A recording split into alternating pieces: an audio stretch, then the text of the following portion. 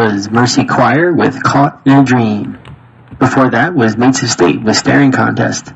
And starting off that set was Maverick Soul with Deep in My Heart. You're listening to Northern Remedy, the show dedicated to New Haven's music, past, present, and future.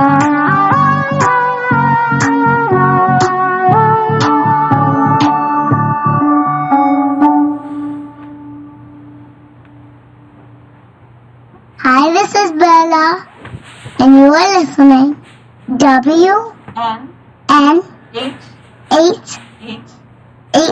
103.5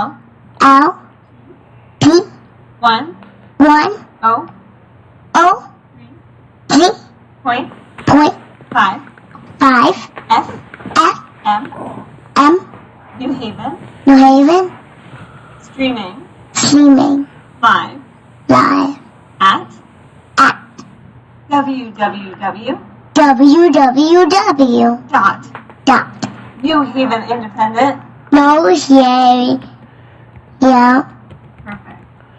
.org.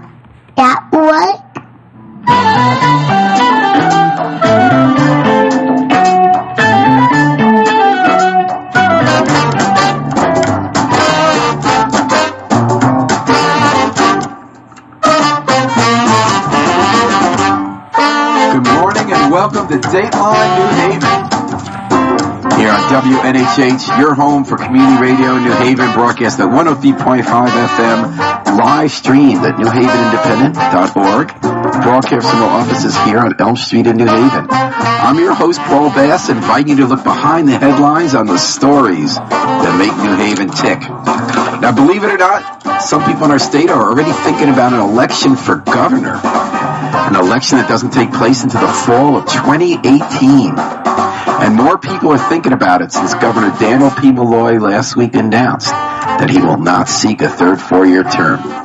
Now, the man in our studio today, Dan Drew, was already gearing up for a 2018 run for governor. He got in before the going got good, similar to the way Bill Clinton got in 1992 before everybody else realized that George Bush didn't have the approval ratings they thought he had.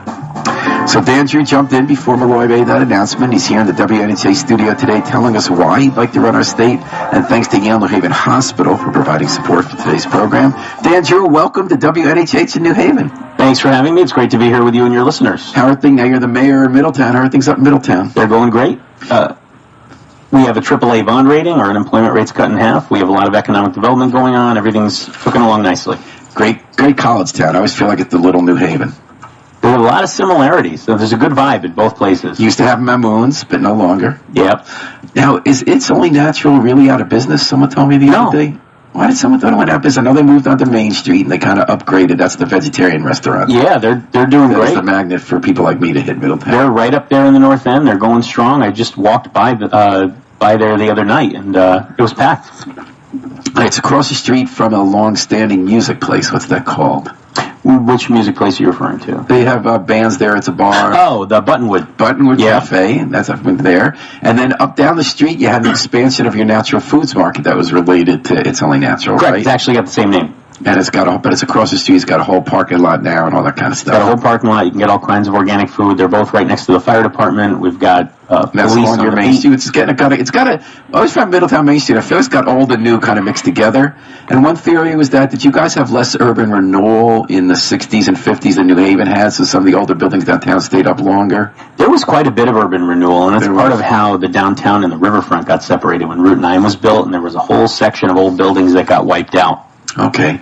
So it's just that stretch that got preserved, sort of where It's Only Natural is. Because I know it's just sort of like cigar stores and stuff like that next to an older fashioned, even some kind of dry goods type stores that you'd see in the old days next to the modern kind of yuppie college town stuff you see. Right? That's true. There's an eclectic mix of both, and it's kind of neat because some of the architecture is a lot older, and it really mixes in nicely with some of the new things being built. So there were a few blocks that were spared by urban renewal. Yes. And those are sort of right in the center of town. Correct. And then you got Wesleyan University right near the edge of downtown, correct? And that helps fuel the downtown commerce. That's right. It's up on the hill. We have a lot of students coming downtown, and we just worked with the university and the Chamber of Commerce and R.J. Julia Bookstore to bring the bookstore downtown. So R.J. Julia is opening a new location in downtown Middletown. It's also going to double as the Wesleyan Bookstore. Hey, I didn't know that. Because here in New Haven, Yale partnered with a big chain, the Barnes & Noble.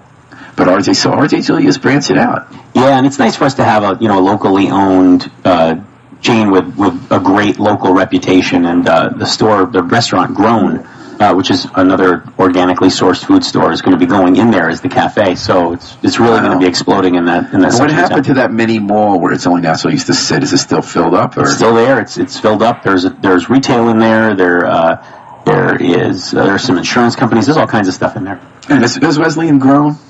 Wesleyan is doing really well. Their admissions rate is very, very competitive. So I think their student population is growing, and Wesleyan is doing really well. Their admissions rate is very, very competitive. So cities like New Haven, I think their student population is growing, and Wesleyan is doing really well. Their admissions rate is very, very competitive. So their student population is growing, Wesleyan, and we've partnered with Wesleyan on a number of economic initiatives, but we've also focused on our transportation and logistics sector. We have a very strong representation in the trades, and so we try to hit all of those areas and make sure that all of those areas are going strongly in Middletown, and it's one of the reasons I think that we're doing really well. We have a diversified economic base in our town, and we focus on everybody's needs. Who's the big employer? Middlesex Hospital is a big one. Pratt & Whitney is a very big one. Wesleyan's a big one. Pratt & Whitney's in Middletown? Yes. Okay. They build all the F-35 Joint Strike Fighter engines. And how are their contracts going? Have they raised employment, lowered employment? It fluctuates to some degree, but they are in the process of raising employment right now. They have $1 trillion in back orders from the U.S. government, and they're going to be looking to hire thousands of people across Connecticut in the coming decades. Out of the Middletown plant, because it's also East Hartford. A lot of them. I wouldn't say all of them, but a lot of them are going to be out of the Middletown plant. They phased out North Haven, right, years ago. So why did they build up in Middletown? The Middletown facility is a very high-level production facility. It's got some very significant testing equipment in there. And so when the engines are completed, they actually hook them up. There's a jet fuel line that runs under the ground at the plant. And they hook the jet engines in a special building to the jet fuel line, and they actually fire them up inside the plant and run a number of tests on them there. You can't really replicate that kind of testing facility very easily or without tremendous expense elsewhere. So that plant is very valuable to the company. And that's more skilled work, I would take it, if it's a testing facility than if it's just assembly line. Well, it's both, and all the workers there are very high skilled, I think. But how many jobs you got there? Off the top of my head, I couldn't tell you, but there are a lot. So automation, obviously, one factor in cutting factory work in Connecticut a half century ago was that factories are moving south and abroad and to suburbs because they wanted the horizontal land and cheaper, and also they wanted the South to be away from labor unions. But the other, there have been defense buildup. We'll probably have one under President Trump as well. But automation is a countervailing factor, that we're building things with fewer people. Have you seen that at all with the Pratt & Whitney plant? I haven't seen it at Pratt. We have seen it in some other facilities. There are some logistics facilities that have come into Middletown recently, and I've heard of some in other communities where they are automating some of their functions. But they still need people, and they still need skilled workers. And so these facilities do still provide quite a few jobs. Maybe not what it was 50 years ago or even 25 years ago, but there still is quite a bit of requirement for skilled employees there. You're listening to the voice of Dan Drew, the mayor of Middletown, here on Dateline New Haven on WNHH Radio, your home for community radio. The reason we're talking to Dan Drew is because he's running for governor.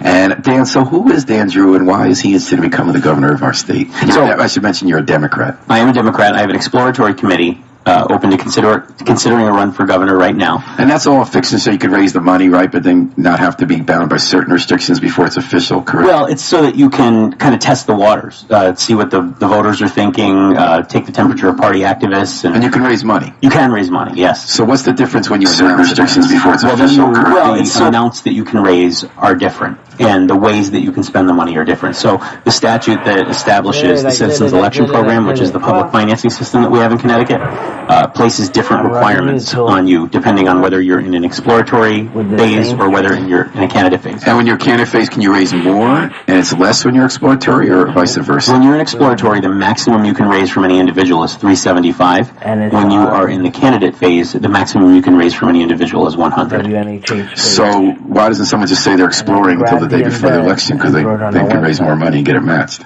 Because, well, first of all, it wouldn't really be consistent with the way the program works and the intent of the program. But you also, once you go beyond $100 in a contribution, that can't be counted towards your qualifying contributions. You have to raise $250,000 in denominations of between 5 and 100 as the qualifying. Whichever you're in. Yes, but if you raise more than $100 from somebody, then in the exploratory phase, then you have to resolicit them later or someone else to make up what you're going for in your qualifying funds. Otherwise, it doesn't count. When you're in the election phase, so you're saying no matter which phase you're in, the most that can count toward getting to that $250,000 to get matching funds is $100. Correct. So you have to find. This math's getting a little tricky. 250,000. You need to find 25,000 people to give you $100. You need to find 2,500. 2,500. Oh, that's a good important zero there. Yeah, to give you $100. But like I said, the purpose of the exploratory phase is to allow you to raise the money that you need to move around the state and to communicate with people and to find out what's on their mind and to decide ultimately whether you want to take the plunge and make the. And the way modern campaigns work, it does make sense that in early 2017 you had to get started, especially if you're not known statewide, if you wanted to be mounting a gubernatorial election for 2018. How are you finding it so far? Why did you decide that you wanted to run for governor? I think one of the things that we've done in this country for a long time, in Connecticut too, but not just in Connecticut, I think across the entire country, is that we've gotten used to the idea, we take for granted that certain things are true. And there are certain notions that have become part of the wider political lexicon and our rhetorical assumptions. And we basically sort of default to the idea that trickle-down economics works, even if we don't use that terminology. And I think that's a big mistake. By that you mean helping people have more wealth keep more of their money with the thought that they would invest more of it and create jobs down. There's an article today in the New York Times op-ed page against Stephen Forbes and others urging Trump to embrace that with tax cuts for wealthy. They say that will instantly create jobs through new investment. Correct, and it's never done that. And we've seen that theory fail time and time again. And I think the way that we become successful is to focus on the needs of the people in the middle. And we work to make sure that those people have better economic opportunities, that the regressive property tax burden on them is eased, and that they bear a lesser share of the income tax burden than the ultra-wealthy do. And the problem is, I think, that in our society we've gotten used to the idea that we have to kowtow to very elite people in order to make all of us successful. And what's ended up happening is it's a big, gigantic lie. And it means that we've put ourselves into the position where we've repeatedly asked the middle class and the working class to subsidize the wealthy on the presumption that it's good for them. And I just don't agree with that. I think it's wrong. I think it's immoral. I think it's bad public policy. And we've gotten too close to that kind of perspective. And I want to move away from it. I want to get back to the idea that we need to help real people. And that's how we become prosperous again as a society. And honestly, that'll be good for the wealthy as well, because then the economy will be better and everyone will be doing better. Let's talk specifically. So I remember the arguments over the income tax when we started it in the early 90s under Governor Weicker. And then gradually over the years, we have made that tax more progressive. So I forget if it's $30,000 or $40,000 up to you making that amount a year, you don't pay any taxes. And one argument given for the reason we've been running these huge budget deficits, I believe it's $1.7 billion for the coming years, that every year we are unable to accurately predict our revenues because the tax has gotten so progressive. So the theory goes, including under the theory of State Senator Martin Looney, who's pushed for those changes. He said it's good we have a progressive income tax system, but because we rely so heavily on the outcomes of hedge fund managers and other financial industry people in Fairfield County, that their income is so uneven year to year how it's reported, and that for a bunch of years, because they've been reporting less income, our whole state economy has suffered huge hits. We have to make all these cuts, and we have to swing our budgeting so much from year to year without good planning. So could the argument be made that in fact it's too progressive? I don't think it could be made credibly for a couple of reasons. One is that it's much less progressive than a couple of our surrounding competitive states. What are the numbers? Off the top of my head, I don't remember. Are you talking more like the carried interest and what you earned on investments as opposed to income? The top marginal rate. The carried interest is a big issue also because it allows very, very wealthy people to hide or at least to avoid paying taxes on a significant portion of their income. But there is room for movement where we could become more progressive. One proposal was incomes over $1 million or over $500,000, get another 0.5% on the income tax. Correct, and we'd still be under New York and New Jersey doing that. The other reason I don't think that it's a particularly compelling argument is because we haven't fixed any of the rest of how our government works at the state or the local level in particular. We are operating off of a very regressive local property tax structure. So the way I fund public schools and community policing and firefighters and all the things that I'm responsible for taking care of in Middletown is a regressive local property tax. And that's the only mechanism that we have that the state gives us. Since 1994, when Bill Curry ran for governor again in 2002, and then when John DeStefano ran in 2006, the Democratic candidate in those years has argued that we have to change our reliance on the property tax, either have a statewide property tax that replaces the city one, or go more to the income tax for our revenue. Is that what you're proposing? I think what you need to do is change some of what's driving the costs in the regressive property tax. So, for example, there are a lot of things that the state imposes on our school districts that make the operation of a school district vastly more expensive than it needs to be. Give me an example. Well, we have something called the minimum budget requirement. And so the minimum budget requirement means that we have to give the school district at least as much money as they had the year before, but the school boards also have total control over how that money is spent. And the cities and towns are the ones that have to actually raise the taxes to come up with the money. So what the state's done is... states heavily finance local education. New Haven is more than half. It's not nearly that much in our city or in most of the cities.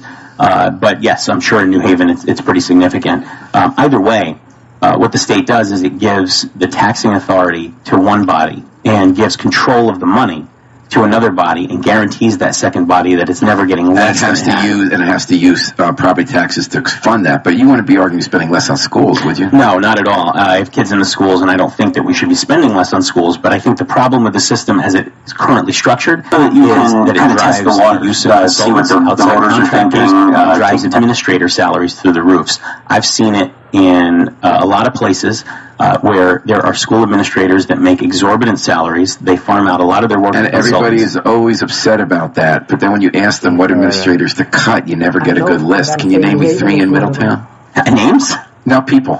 Cut jobs that get paid way too much for an administrator in Middletown. Well, I think that you see very high salaries in your top-level administrators. And that's because it's hard to get them because the market's so high, right? I don't think that's the reason. I think that it's not. There are a lot of people out there who are certified as administrators. I think there's a closed market and there is closed control. I think you have basically monopoly rents being paid to top-level school administrators across the state. By changing this structure. I think that you can give final control over the line items in a school board budget to a board of finance or a city council, or you can provide taxing authority directly to a board of education where then you have greater control and greater accountability at the local level to the voters. The problem right now is that in towns and cities across the entire state, boards of education are responsible only for spending money without any responsibility for how that money is acquired. So you're saying that they could spend it better, especially with outside consultants and administrative... Absolutely. If you combine taxing authority, and then they'd have to run for office on the taxing. Correct. So outside consultants and administrative theory. That's a piece of it. We had, last year in Middletown, we had a company that was doing a lot of outside consulting work, and I had no ability to get rid of them. And my finance department did an analysis, and we believed that we were spending millions of dollars more on this consulting company. What were they consulting on? It was a contracting company. They were handling our custodial services management and our CAF services management. And I believe we were spending millions of dollars more than we should have been. And, to their credit, ultimately the Board of Education let them go, but it ended up being a year and a half long battle to make it happen. And we spent way more money than we should have in the meantime. That money could have been better used on a variety of other things locally, and that would have freed up tremendous money in our budget to pay for Would you also switch the burden? How else would you get it? We got some questions sent in by a guy named Brian Shasby on our Facebook page. Before I get to that, Andrew, how would you otherwise shift the burden from what you're calling a aggressive property tax system, which has been the rallying cry from cities? Would you also have more of an income tax to replace that stream? Would you raise the income tax? Yeah, I'd raise the income tax on the very wealthy. I think